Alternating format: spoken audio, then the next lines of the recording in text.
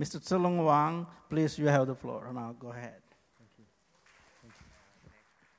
Yeah, thank you.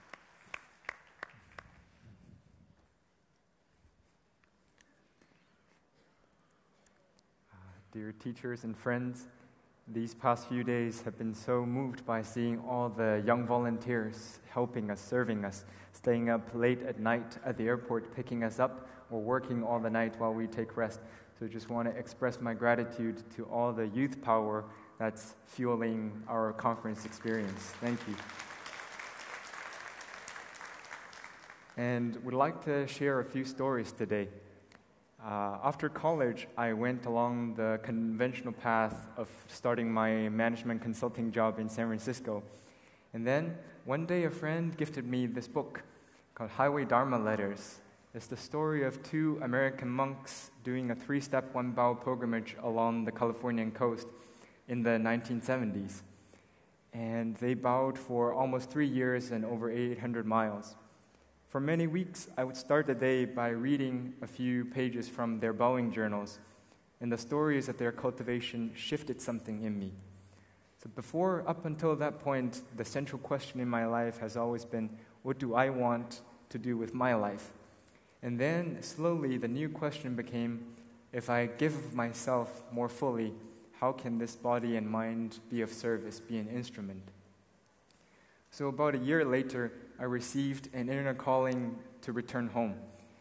I sense that there is this ecological and spiritual awakening among the young generation worldwide, and I feel Mother Earth is calling me back to China, where I'm from, to join in the global awakening from there.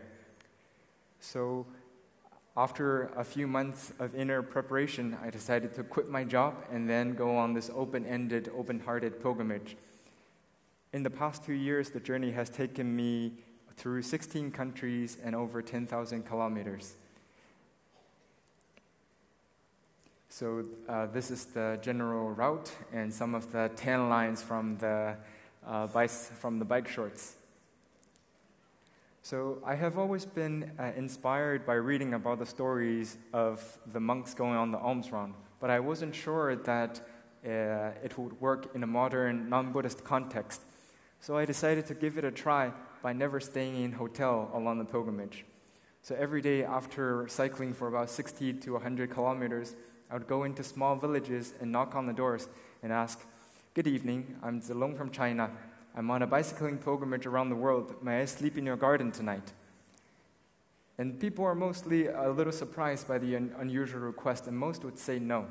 But every single night, all throughout the past 2 years, someone said yes. So this alone has given me so much faith in the goodness of humanity. So I've knocked on about over 1,000 doors and stayed with 200 different families around the world in all kind of places I can and cannot imagine, like a goat barn, above a goat barn, or in a tree house. So in the beginning, when I knock on the doors, I'm a little hesitant and embarrassed to ask and will feel rejected if people say no. And then slowly I start to shift the inner orientation.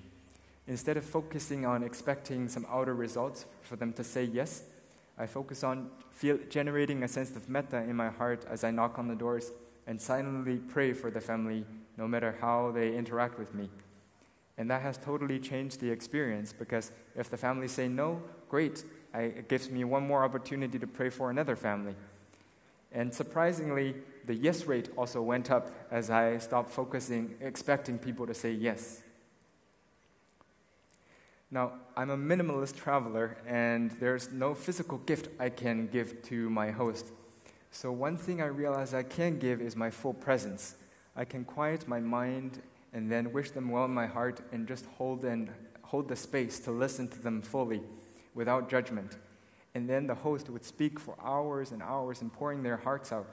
And sometimes the wife would share something, and then the husband would look at her and say, "Well, you never told me that. I never knew that." People are so rarely truly listened to, and I felt that truly listening is such a gift that we can all give. And having these intimate dip into people's lives, into different families, also made the first noble truth came alive. Beforehand, I didn't really know what was suffering, but for these 200 plus families I've stayed with, I cannot think of a single family who does not suffer from either cancer or accidents or abuse or generational trauma or lawsuits. Not even a single one. And these are the outer sufferings, and then the inner suffering, the longing for peace, is even more heartbreaking. Those who are poor are sometimes obviously suffering, but those who are rich are suffering sometimes even more. I remember knocking on doors in Malibu, California, one of the richest towns in the US, and that was the hardest day to find a place to stay. The Ocean Boulevard is filled with luxury cars and multi-million-dollar mansions. I must have knocked on over 10 doors until finally someone said yes. And he only said yes because he was a little drunk. And the whole night he kept saying himself, I can't believe I let you in. I can't believe I let you into my house. And then he's a real estate developer, just came back from his private cruise trip, but his teenage son has run away and refused to talk to him. He asked me if I would pray for his son's safety. And the next morning when we said goodbye, he had tears in his eyes.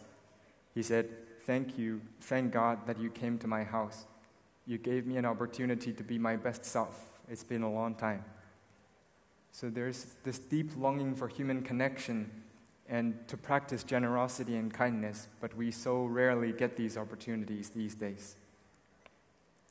Now, as I'm a receiver along the trip, almost like a monk going on alms round, and I remember the Buddha taught that the merits from a generous act is proportional to the virtue of the receiver.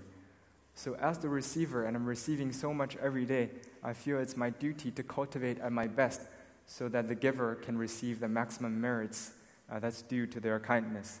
So that has become the greatest inspiration for my own cultivation, to not shortchange the people who are kind to me. Another story about washing dishes. So I grew up in China as the only son, and I don't think I've ever done any dishes at home. But I fell in love with washing dishes in someone else's home in the US. So in the dot-com boom, there was a few friends in the Silicon Valley. They get together to meditate for an hour every Wednesday night, and then they go around in a circle of sharing, and then the mother of one of the boy feeds the 2-3 kids with a home-cooked vegetarian meal. The only thing is they left their front door open so that anyone who wants to come can join. And they've continued that practice until today, for 20 years, not missing every single Wednesday.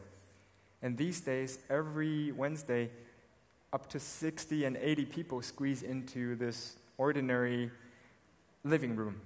And they still do 1 hour of silence, meditation, an hour of sharing in a circle, and the mother still cooks a home-cooked vegetarian meal for everyone.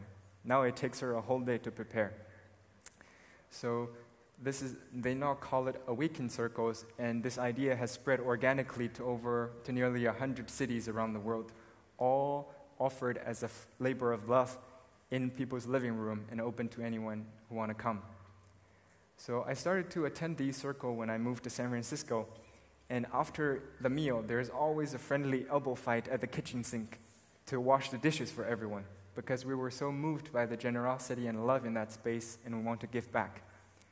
So that's where I fell in love with wash dishes, and I got so addicted to washing dishes that I do it wherever I go, and certainly along the bicycling pilgrimage.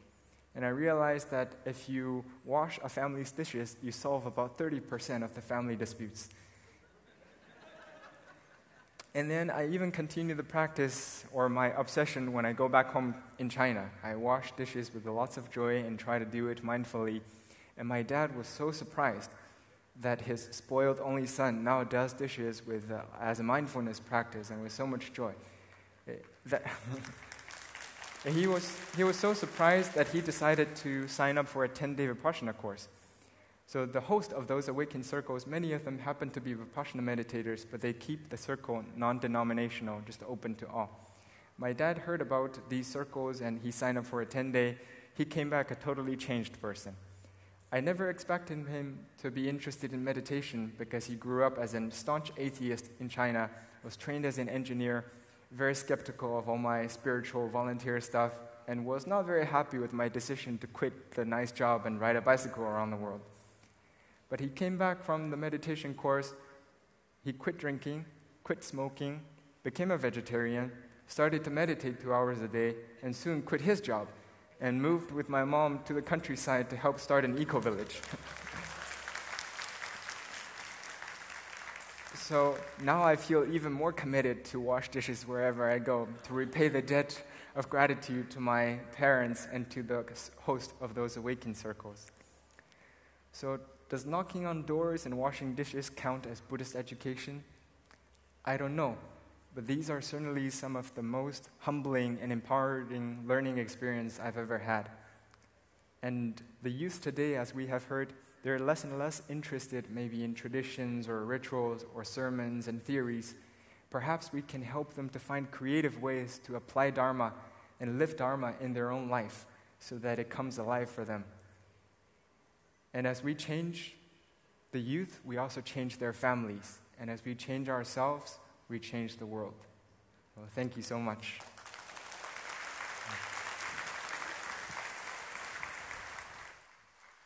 Yes, thank you. Thank you, Mr. Wang. Again, that's called like a new age or new ways of teaching Dharma. So it's, and also, so I think we all have to go home and learn how to wash our dishes. See, don't let them sit in there for 3 days and then watch TV or somewhere else and come back and all get molded. So I think time to learn to wash dishes again, huh? Okay.